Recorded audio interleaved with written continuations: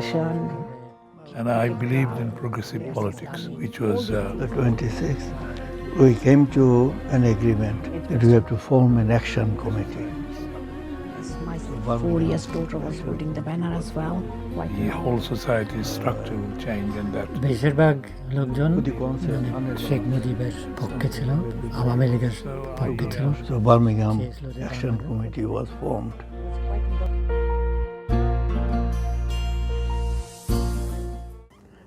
My name is Dr. Mustafa.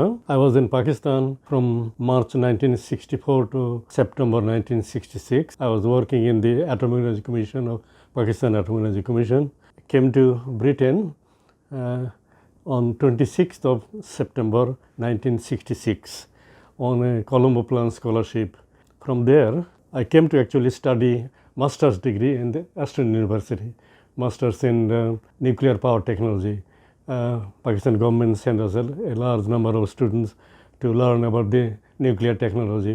So I landed few days later, I can't remember exactly, Birmingham, and I stayed in the student accommodation YMCA in the Birmingham city center. Just 1 year, I think we were on the first group of master's degree in the Aston University. And then I moved to Birmingham University for my doctorate degree. And I have spent all my life since then in Birmingham, nowhere else.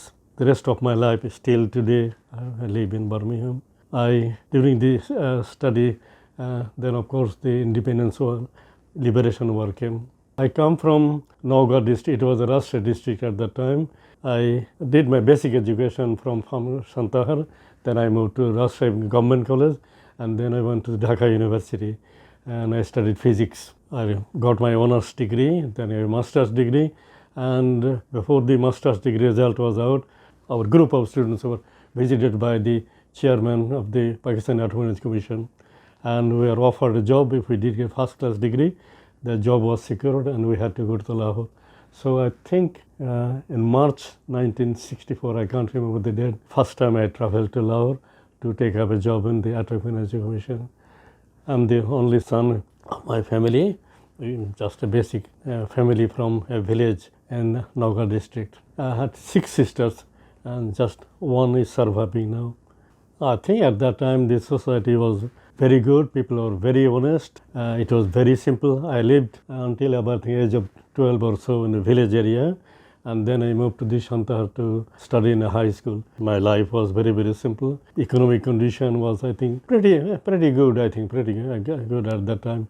But I think our best of the things, people were very, very honest at that time, and they were a very nice community, effort, community feeling, community, and people knew each other in the villages. And then I moved to the Rajshahi College, and again, we stayed in a hostel.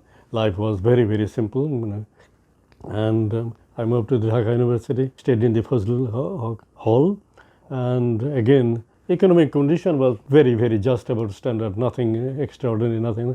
My father had to give me money, every month. He used to send money in 2 installments. He couldn't afford more than that. But I was pretty happy, whatever I had, but life was very, very simple indeed. Then first time I got my job in Pakistan, that was the first time that I had a little bit of economic independence. Salary was, at that time, was pretty good, but life in Lahore was very, very good. We were living in a officer's mess. The accommodation, food, everything was very, very nice, really high quality. The Atomic Energy look after the officers very, very well indeed. And then of course we got to school. In fact, I actually got scholarship in 1965, Colonel scholarship in 1965, but because of the war between India and Pakistan, I could not be placed somewhere in Britain. I applied to Oxford University, Cambridge University, and I think 2 more other universities. I got a placement, but unfortunately we couldn't come because of the war. And following year, of course, I got the Colombo Plan scholarship, so I came in 1966. It was a very sad. My father died in 1965. I left Naugar, can't remember the date. I saw him on the Naugar Bridge last time in 1964. Since then, of course, I moved to Lahore. there was a proposal every year that I will be coming abroad, go and see my father. But unfortunately, he died in 1965. And the following year, of course, I came to Britain. I think at that time there were a lot of things. The social behavior, social going was beyond my imagination. I knew, as a student, very, very few Bangladeshi at that time. First time I met somebody, Mr. Beg, Fazlur Beg. He was the technical staff in the Aston University. And I think in the get-together, first of the university get-together, I saw him. That is the first Bangladeshi. Life was very difficult because the course was very difficult, very intense. So we had to study quite a lot. Food was not at all to us because we were used to eating rice and curry, roti, and other than, but nothing. I think I lost a stone of weight in the first month because I could hardly eat anything. At that time, I hardly met anybody in the community except Mr. Beg.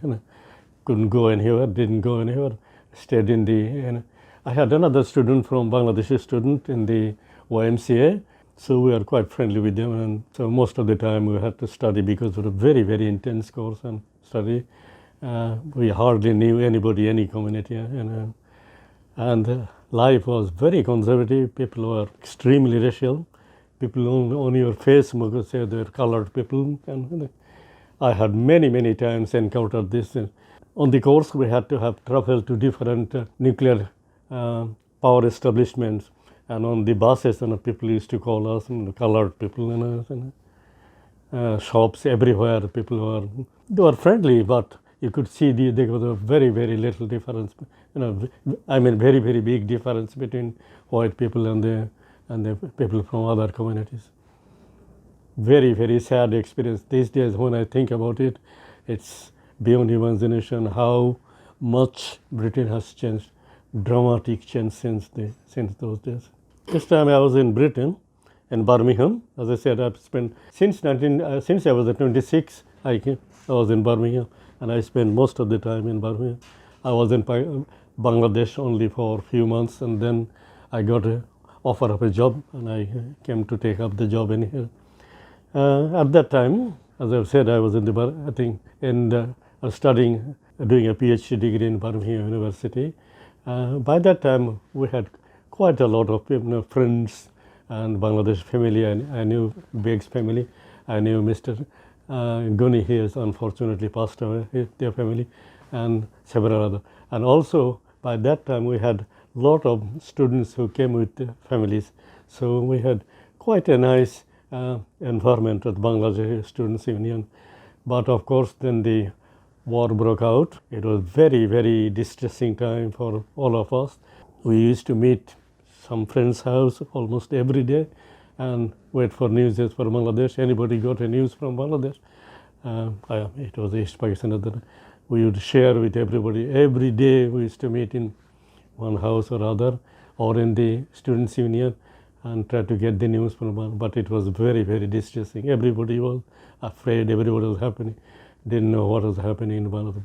Not very many news came out from Bangladesh at that time.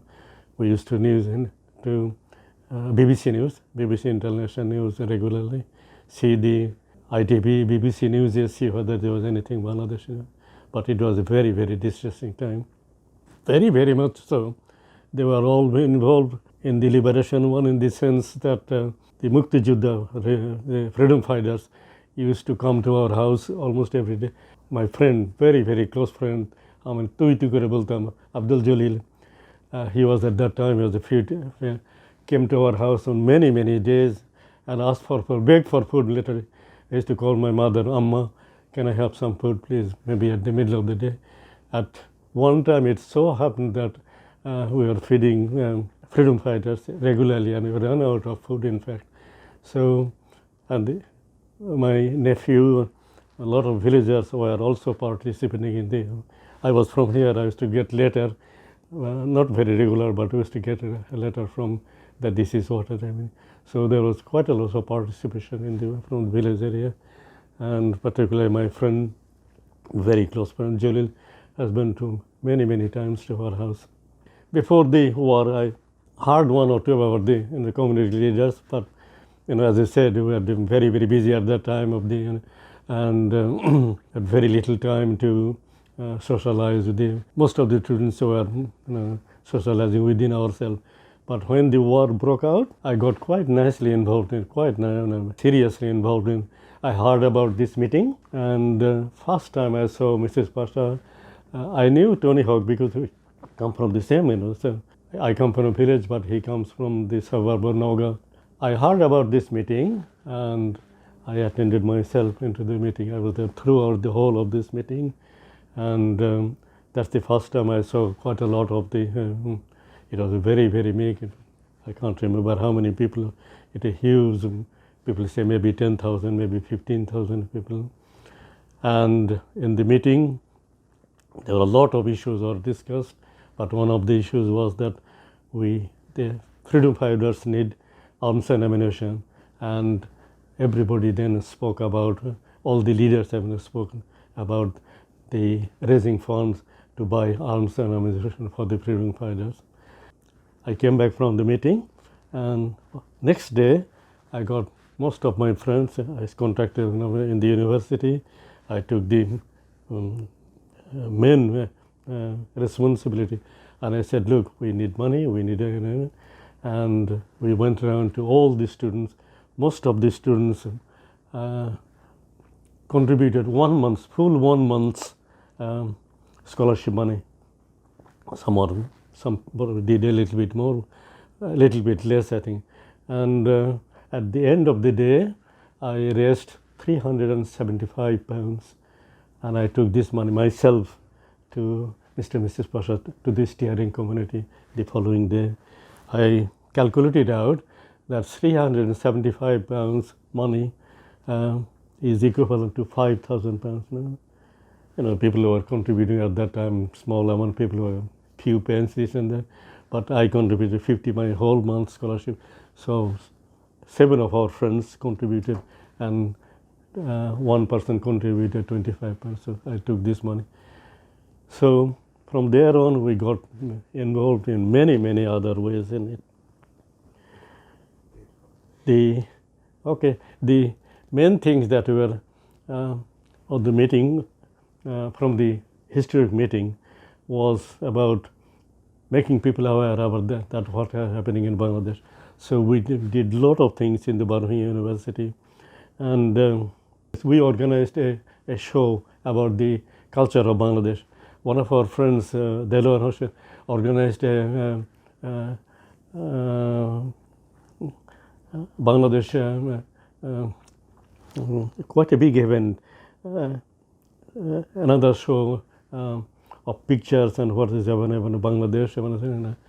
Some friends even also organized food for raising money. So, and then of course we had a lot of other meetings, making our people of what is happening about the freedom fighting in Bangladesh. Most of the students we had that time, we had gratis platform, Pakistani gratis passport. So even then, all of us did quite a lot of work towards it.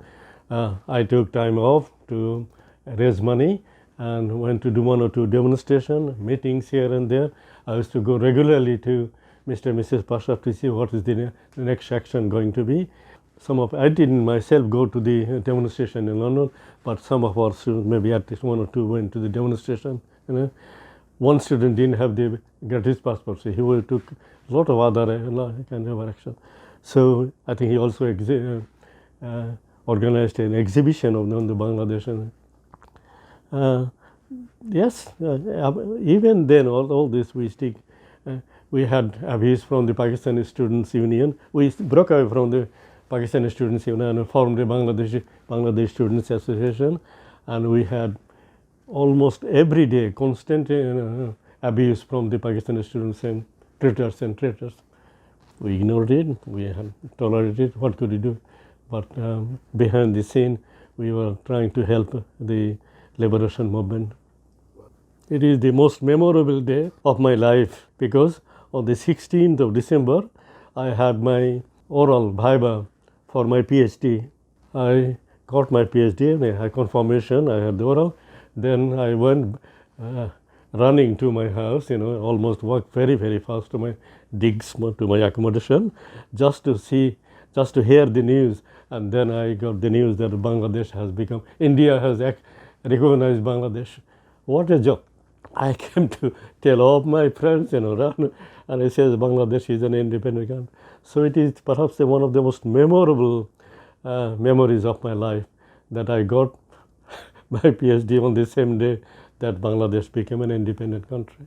It was the joy, we were all over the moon and hugging each other. We had little meetings in there with all our friends in the evening. It was the most joyful day.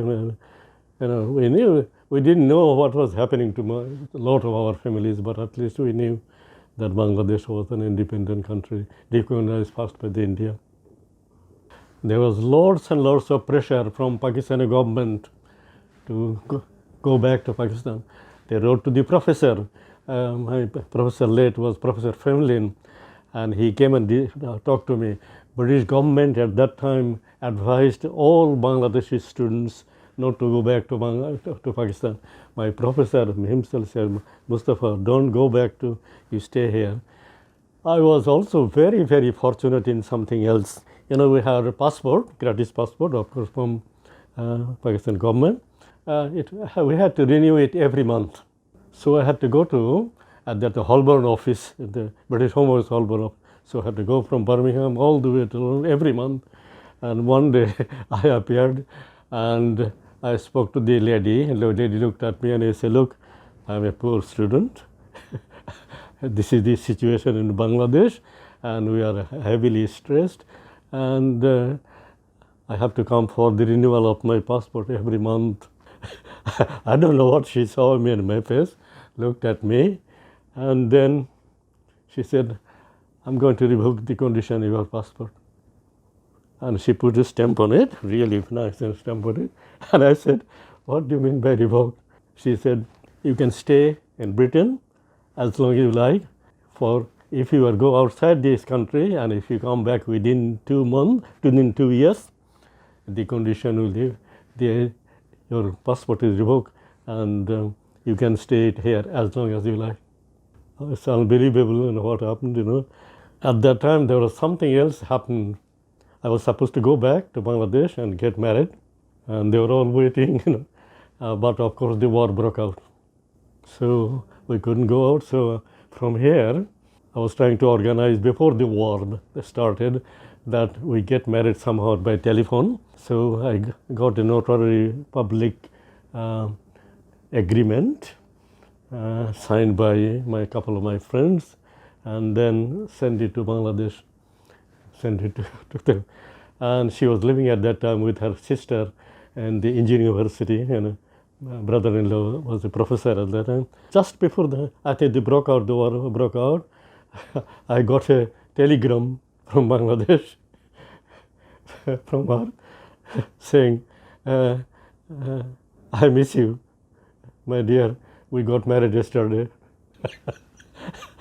I was going on and I see that I got married yesterday and I got a telegram. So that is I was supposed to go, and then I sent her a message, that I got permission to stay here permanently. So that is something good news. So we have got two good news. One is that I'm married, I've got my doctorate degree, and I have got permission to stay here permanently. 11th of February 72, when the country became independent, it was of course totally vastly destroyed. There was no communication, there was no airline, there was nothing you could do, and I had to find a temporary pass, like a paper like that, from temporary Bangladesh High Commission officer, and I got a ticket from the Indian Airlines to Dhaka. And then, of course, on the first day, I thought I would be able to put my wife, would be coming to there. Nobody of some of my friends who used to work in the Atomic Energy Commission came to receive me. And then late in that afternoon, 11th of February, I reached the destination, the apartment they were living. And to my surprise, I didn't see anybody. And then a few minutes later, I was invited to a little ceremony. And that's the first time I saw her. I've got pictures. I've got a picture. Upstairs I've got a picture. I think that's the first time. It was actually Rusmot ceremony or something like that. And then, we knew, of course, I knew when I was studying in the school, and in Shantahar, I knew her sister was married to my wonderful story. When I was in the school studying, I was, of course, at the Jaigir. I used to stay with my maternal uncle's brother, cousin. When he moved away, our very fond and very, very helpful teacher made an arrangement for me to stay with her brother-in-law. Long time that is before they were brother-in-law. Then we became almost like two brothers. We studied together. We went to the Rajshahi Government College. Then he moved into Dhaka Engineering University, and I went to Dhaka University to study physics. Later on, he married her elder sister, and about 10 years later, so the brother and sister, they made arrangement for us to get married. I met somebody, his name is Professor Rahman, in the school. Then he got married to the elder sister, and so we became we used to be like brother, and then we became brother-in-law, and long association. Unfortunately, he has passed away 4 years ago in Canada. 21st of August 1972. We had very, very little money. What happened is that I was working at that time in Bangladesh, and I'm going to. But before I went back in the February, I applied for a job in the hospital. I wanted to actually physics, but I wanted to go into the medical physics, nuclear medicine, so the use of physics in medicine. I was working with somebody in the Birmingham University, and her husband was the head of the department of a medical physics department. I met him once, and I expressed my willingness, and he said, I might be able to help you. And when I went to Bangladesh, he sent me a letter confirming that a job is waiting for me in the hospital. And at that time I was working, of course, in the, so I tried to get permission from, have a guess of all people, Wajid Mia. He was my friend. I used to call him. We were in the same hall, and I helped him to become a vice president in one, really campaign for him. So we were very, very close friend, I used to call. He was 1 year senior to me, and he studied physics as well. But we used to call him Tui Tui, and he was the education officer at that time, and he says he didn't agree that I should come out. But then I said, look, I'm going to get an experience and study in medical physics. He reluctantly agreed. He said, all right, maybe you can go for a couple of years, but then you have to come back with some kind of a permission, not total permission. I came with my wife to this country.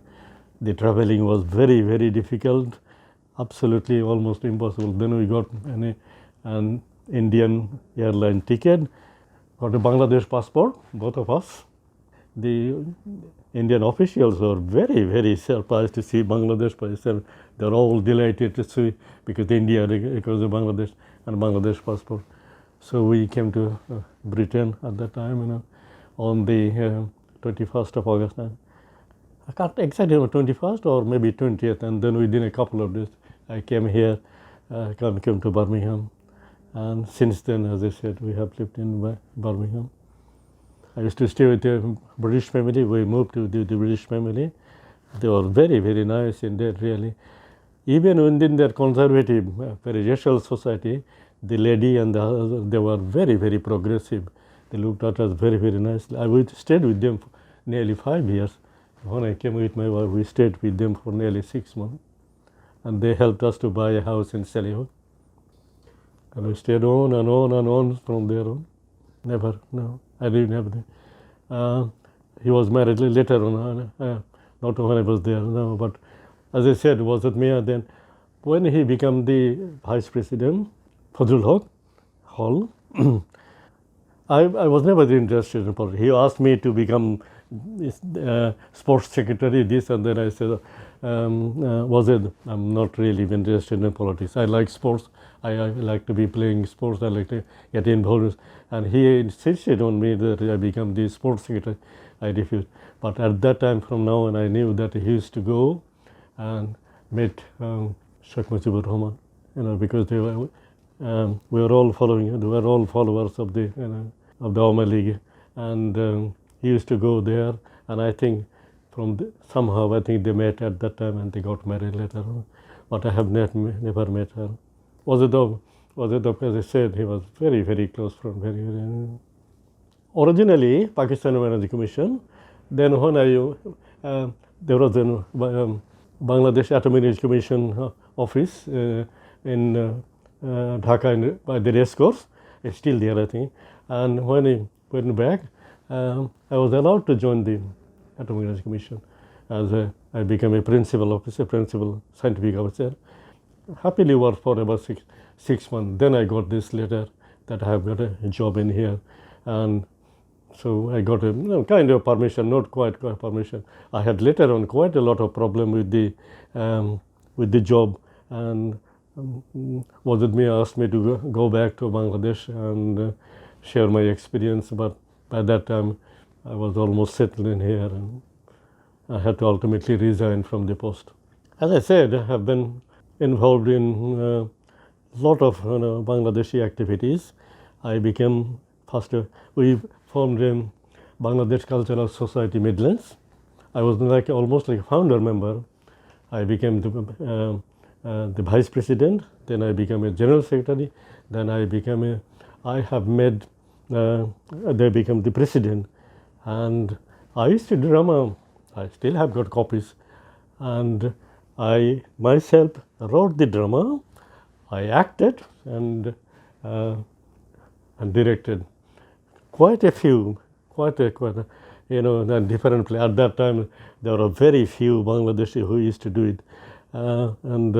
But I did, I think I still got copies of some of them. So, directing, writing, myself wrote, some of them, about the Bangladeshi life, And since then, of course, I have been with the Bangladeshi community. Only recently, in the last couple of years, I have been really trying to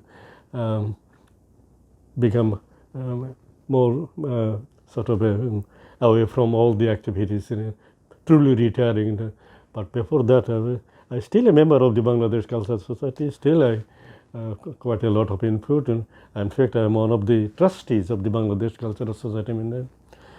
My life has been really very, very good, and I appreciate. I used to go to Bangladesh meeting. I used to go to almost all the meetings in the community, and organized by the Bangladesh Assistant High Commissioner.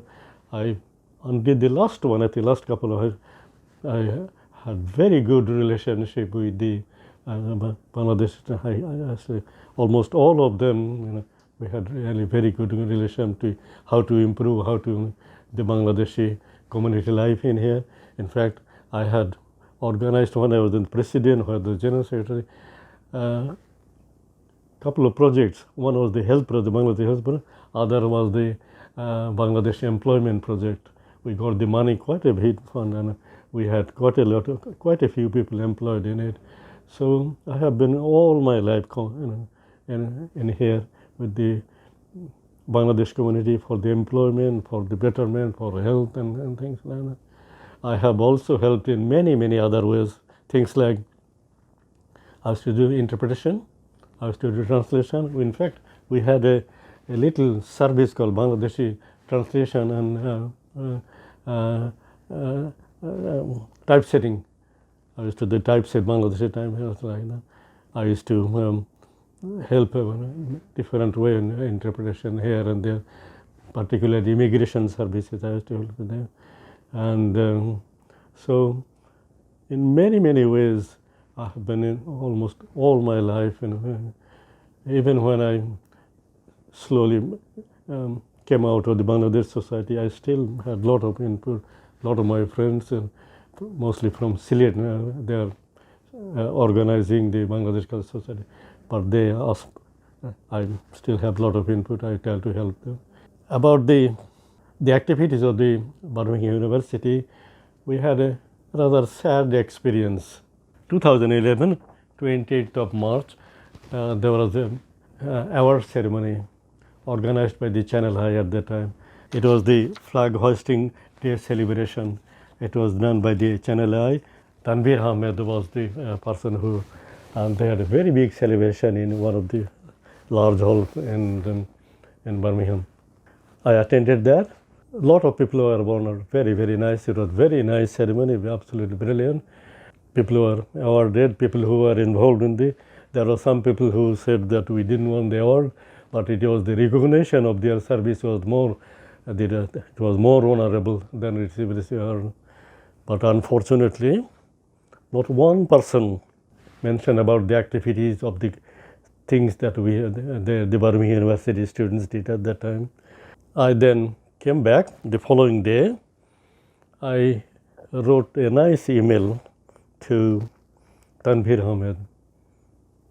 I've got a copy of this, and I said, look, it is so nice, the meeting was absolutely brilliant, organized, people who were honored, people who were deserved, things like that, but unfortunately not even one word about the activities of the Birmingham University Students' Union, Birmingham University students, what they did, what kind of things they did, and I wrote to him.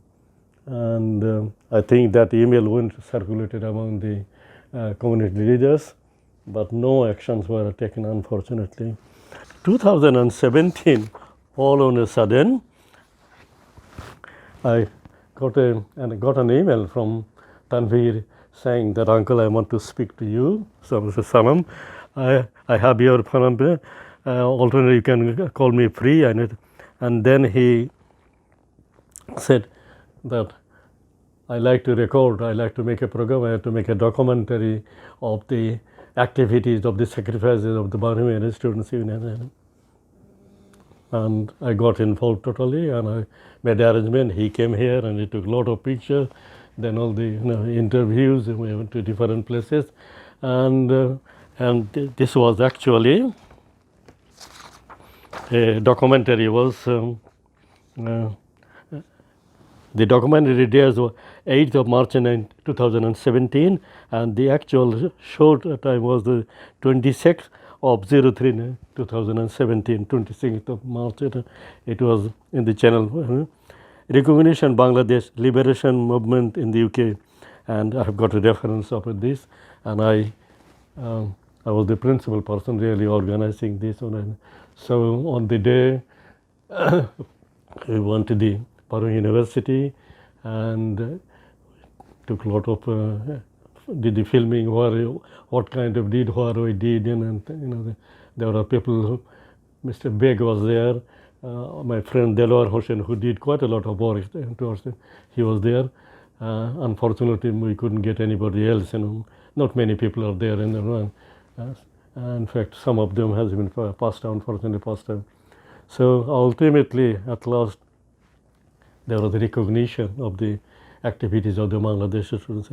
And I'm very, very happy that you have come over here and recording the activities of the students of the Bangladesh at that time for the liberation movement of Bangladesh.